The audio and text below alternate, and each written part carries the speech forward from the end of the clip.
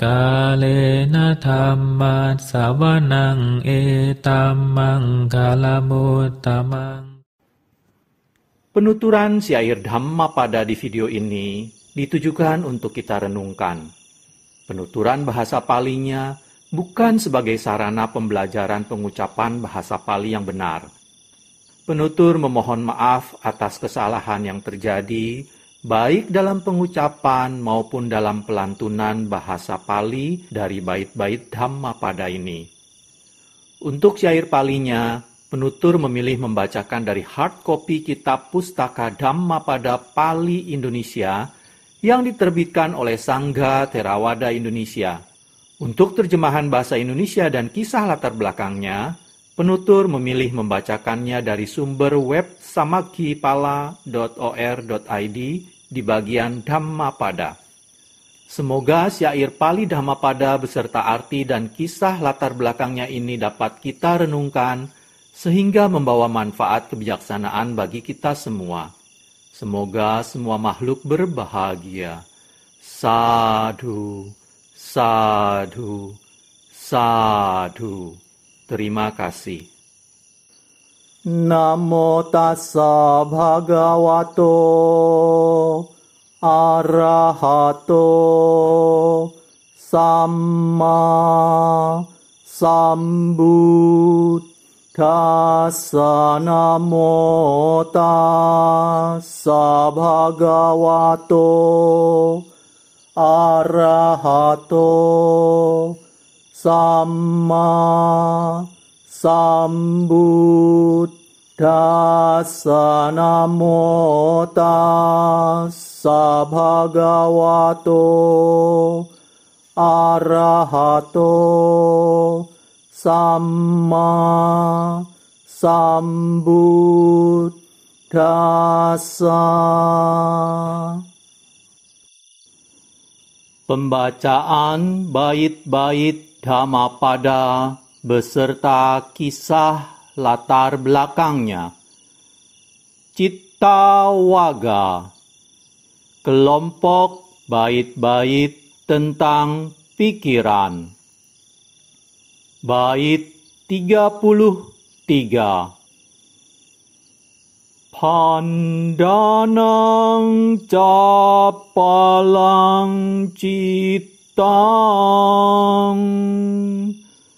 durakang duniwarayang ujung karoti medhawi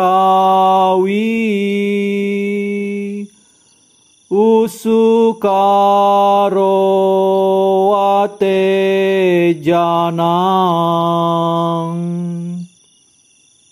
Bait 33 artinya, pikiran itu mudah goyah dan tidak tetap. Pikiran susah dikendalikan dan dikuasai. Orang bijaksana meluruskannya, bagaikan seorang pembuat panah meluruskan anak panah. Bait 34. Warijo wathale khito okamo kata ubhato paripandati citang maradheyang pahatawe.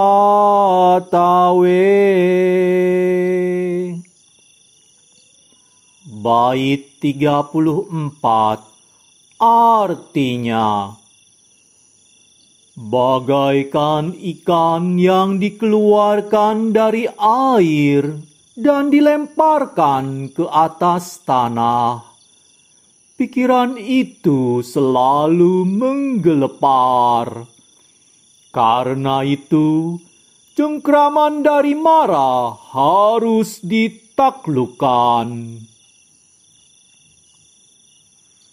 Kisah latar belakang dibabarkannya bait 33 dan 34 Cittawaga oleh Buddha Gautama.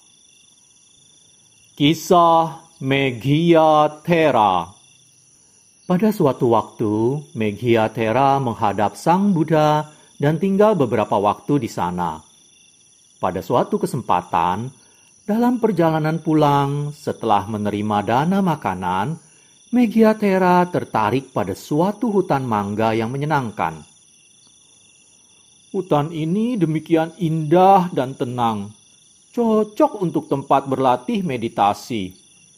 Demikian pikirnya. Setibanya di wihara, ia segera menghadap Sang Buddha dan meminta izin agar diperbolehkan segera pergi ke sana. Mulanya, Sang Buddha meminta dia agar menundanya untuk beberapa waktu, karena dengan hanya menyenangi tempat saja, tidak akan menolong memajukan meditasi. Tetapi Meghiyathera ingin segera pergi. Lalu ia mengulangi dan mengulangi lagi permohonannya. Akhirnya, Sang Buddha mengatakan agar melakukan apa yang dia inginkan. Segera Meghiyathera pergi ke hutan mangga, duduk di bawah pohon dan berlatih meditasi. Tetapi pikirannya berkeliaran terus, tanpa tujuan dan sukar berkonsentrasi. Sore harinya, dia kembali dan melapor kepada Sang Buddha mengapa sepanjang waktu pikirannya dipenuhi nafsu indria, pikiran jahat dan pikiran kejam, kama witaka, biapada witaka, dan wihimsa witaka. Atas pertanyaan itu, Sang Buddha kemudian membabarkan syair 33 dan 34 berikut ini. Pikiran itu mudah goyah dan tidak tetap. Pikiran susah dikendalikan dan dikuasai. Orang bijaksana meluruskannya, bagaikan seorang pembuat panah meluruskan anak panah. Bagaikan ikan yang dikeluarkan dari air dan dilemparkan ke atas tanah, pikiran itu selalu menggelepar. Karena itu, cengkraman dari mara harus ditaklukkan. Meghiyathera mencapai tingkat kesucian Sotappatti setelah khotbah Dhamma itu berakhir. Kalena dhammat savanang etammang kalamuttamang